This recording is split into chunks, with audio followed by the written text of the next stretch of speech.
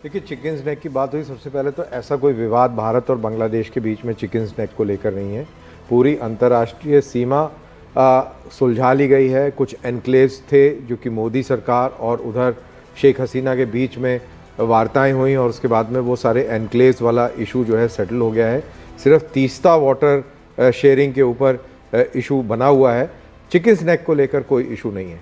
तो ये तो रही बात चिकन स्नैक की, और इसमें भी कोई शक नहीं है, जो गलत बात नहीं है जो रूबिका कह रही हैं कि अगर चिकन स्नैक को थोड़ा स्ट्रेटन किया जाए, उस इलाके को और मजबूत किया जाए, अपने पक्ष में लाने के लिए कुछ और इलाकों पर कार्रवाई की जाए वहाँ पर बांग्लादेश के अंदर, तो सबसे ज़्यादा हाय तौबा हमारे देश में ही मचेगी, क्योंकि हमारे देश में रफाल की गिनती आज भी कुछ लोग करना चाह रहे हैं, कर रहे हैं। तो that is also a fact. अब बात करते हैं चिकन स्नैक की बांग्लादेश पर्सपेक्टिव से, और उनके जो राइट विंगर्स हैं जो ये कहते हैं कि ग्रेटर बांग्लादेश, जिसके अंदर वो नॉर्थ ईस्ट की स्टेट्स को मिलाना चाहते हैं और चिकन स्नैक को काफ़ी कमज़ोर मानते हुए उसके ऊपर हमला करके उसको कब्जाना चाहते हैं। तो ये मैं आपके माध्यम से बता दूं कि इतनी ना तो उनमें काबिलियत है और ना उनमें कैपेसिटी है।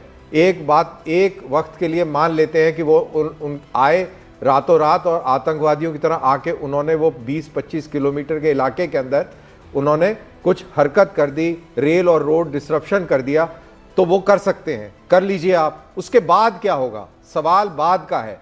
क्या उसके बाद आपकी वो कैपेसिटी है? क्या वो नक्शा बांग्लादेश का उस तरीके से रहेगा जैसा आज है? ये सवाल बांग्लादेश की फौज को भी अच्छी तरह मालूम है और सबको मालूम है। और लास्ट पॉइंट, जो डिस्कशन हमारा चाहे जो भी जैसा भी हो, लेकिन यहां पे ये बता दूं कि जब ये डिस्कशन चल रहा है तो भारत और बांग्लादेश के फौजी आपस में ट्रेनिंग भी कर रहे हैं, लॉन्ग कोर्सेज कर रहे हैं, शॉर्ट कोर्सेज कर रहे हैं, और भारत और बांग्लादेश की फौज के अंदर अच्छा समन्वय भी है।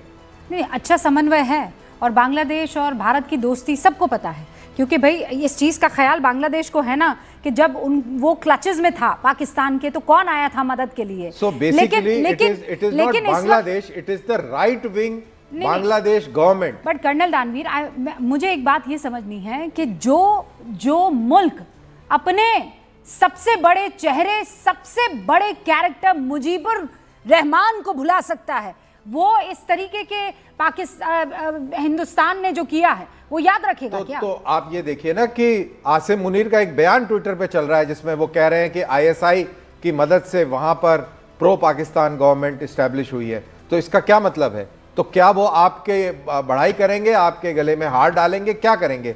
वो वही करेंगे जो कर रहे हैं।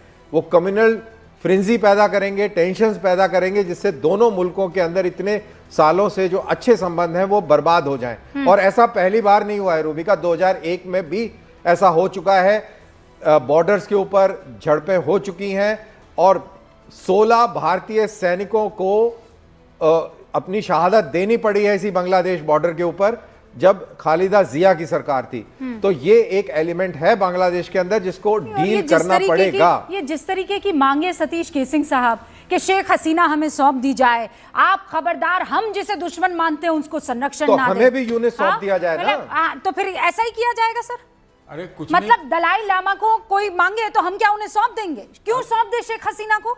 अगर शेख हसीना को सौंपना ही होता तो भारत में शरण क्यों देते? ये तो एक साहसिक कदम था, तो वो तो सही है, कोई कैसे दिया जाएगा? हो सकता है इससे नाराज हो बांग्लादेश। लेकिन मैं दो बातें महत्वपूर्ण ढंग से बोलना चाहता हूँ। देखिए, जो बांग्लादेश की हालत है उसको हम कतई किसी कीमत पर नहीं देख रहे तो अच्छा है, अंदरूनी राजनीति के चश्मे से देखना बंद कर दे, पहली चीज। ओके। दूसरी चीज ये है कि अभी चिकन नेक का आपने जिक्र किया, अभी हिमांता बिस्वा ने आपको इंटरव्यू दिया है।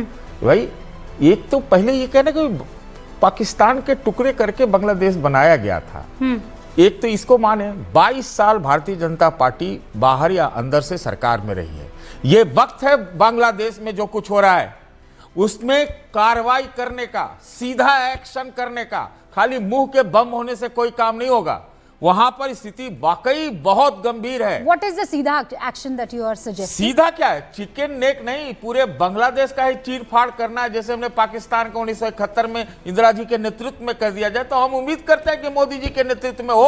और भागवत ने, मोहन भागवत ने परसों ही बयान दिया है। एक सेकंड सतीश जी, ये घर पे लाई गई 2 किलो चिकन नहीं है कि चीर फाड़ कर दिया और बात खत्म होगी। हम बांग्लादेश की बात कर रहे हैं। नहीं, इसके ठीक है? अंदर एक और बात है, मतलब ये देखिए, क्या है कि पूरे बांग्लादेश को आप चीर फाड़ कर दीजिए। अगर आपने, अरे भाई, तो अगर हम लोग कोई आपने, रोग स्टेट नहीं है ना सर।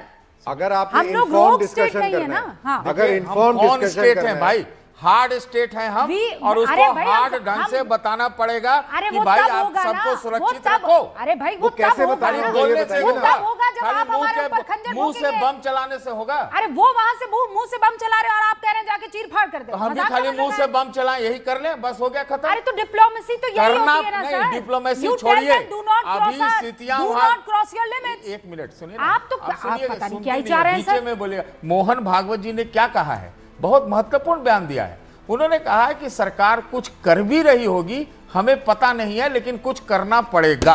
ओके, ऑलराइट, तो करना पड़ेगा, तो बिल्कुल करना पड़ेगा। अगर आपके नेबरहुड में रोग एलिमेंट सरकारों में है, जैसे कि वेनेजुएला के अंदर देख रहे हैं, अमेरिकन पर्सपेक्टिव से वो रोग है, तो वहां पर एक प्रेशर बिल्ड किया जा रहा है सत्ता परिवर्तन के लिए। और ये भी याद रहे कि यूनिस जो है एक साइलेंट कू के तहत आए हैं, सिविलियन फेस के चेहरे लेकर वहां पर आए हैं। वो भी एक कू था जो कि आईएसआई और सीआईए द्वारा प्रायोजित था।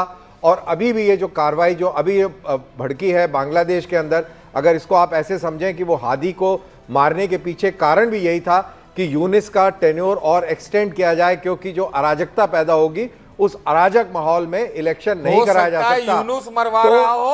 और एक बात मैं आपको बता दूं रूबिका जी, चीन और अमेरिका दोनों जो है बांग्लादेश में खेल कर रहे हैं। सर, ऐसा एकदम साफ साफ दिखता है। नहीं, चीन और अमेरिका आपको दिखाई दे रहे हैं, पाकिस्तान आपको नहीं दिखाई दे अरे रहा वो है। उसके आपको उसी उसके के है ना। नहीं सर, खतरनाक मैं बताती हूँ कौन सुने, है। आज Please के आप- डेट में No, पाकिस्तान, चाइना और अमेरिका दोनों का ही स्टूज का काम कर रहा है। नहीं, जो तो तस्वीरें पाकिस्तानी तो है ही, इसमें जो डाउट है। तस्वीरें अभी ऑपरेशन जो सिंदूर तस्वीरें की आप देख जगह रहे हैं सर, ऑपरेशन चिकन नेक जो किया जाता है। तस्वीरें आप देख रहे हैं वो खौफ पैदा करने वाली तस्वीरें हैं सर। कल को आपके घर तक पहुंच सकते हैं ये जो रोग एलिमेंट्स वहां सड़कों पर घूम रहे हैं। कार्रवाई करो। सलाउद्दीन हमारे साथ जुड़े हुए हैं बांग्लादेश से। सलाउद्दीन भाई, सबसे पहले तो मुझे ये बताइए, आप ठीक हैं?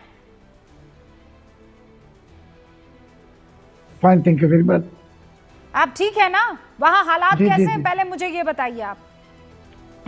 देखिए रूबिका जी, मैंने आपकी मैं सुन रहा था, बांग्लादेश में जो कुछ हो रहा है इसके पीछे ज़रूर अमेरिकन डीप स्टेट है, मगर ये काम जो कॉन्ट्रैक्टर है ये पाकिस्तानी आईएसआई, और पाकिस्तानी आईएसआई बांग्लादेश में धीरे धीरे इसकी जो कब्जा इसको एक्सपांड कर रहे हैं। और पाकिस्तानियों ने तो खुलेआम ऐलान कर दी कि ये हमें बांग्लादेश को पूर्व पाकिस्तान बनाने की कोशिश कर रहे हैं, और हम जानते पाकिस्तान हमारे से बदला लेने की कोशिश कर रहे हैं 1971 के हार की। अभी आप जानते हैं रूबिका जी, 18 तारीख जो 2 न्यूज़पेपर ऑफिस में अटैक हुआ और उदीची में अटैक हुआ, छायानट में अटैक हुआ, और 19 तारीख जो हमारे हिंदू जो युद्ध को उनको खून किया गया, तो देवचंद्र राय, तो क्या हो गया बांग्लादेश में अभी जो चल रहा है एकदम। मैंने 71 की वार देखा, बच्चे थे, मैंने देखा एग्जैक्टली 71 में जैसे हुआ था मार्च में, वैसे ही बांग्लादेश की अभी हालत है। चारों तरफ जिहादी है, और ये जिहादी सब के सब, ज़्यादा से ज़्यादा मैं कहूँगा सब ने भी पाकिस्तान आईएसआई को रिप्रेजेंट कर रहे हैं। और पाकिस्तान आईएसआई ने एक और बात बताइए चौधरी साहब, मुझे एक और बात बताइए, ये जिहादी चाहते क्या हैं? ये जो नाराए तकबीर, अल्लाह अकबर के नारे लगाकर जगह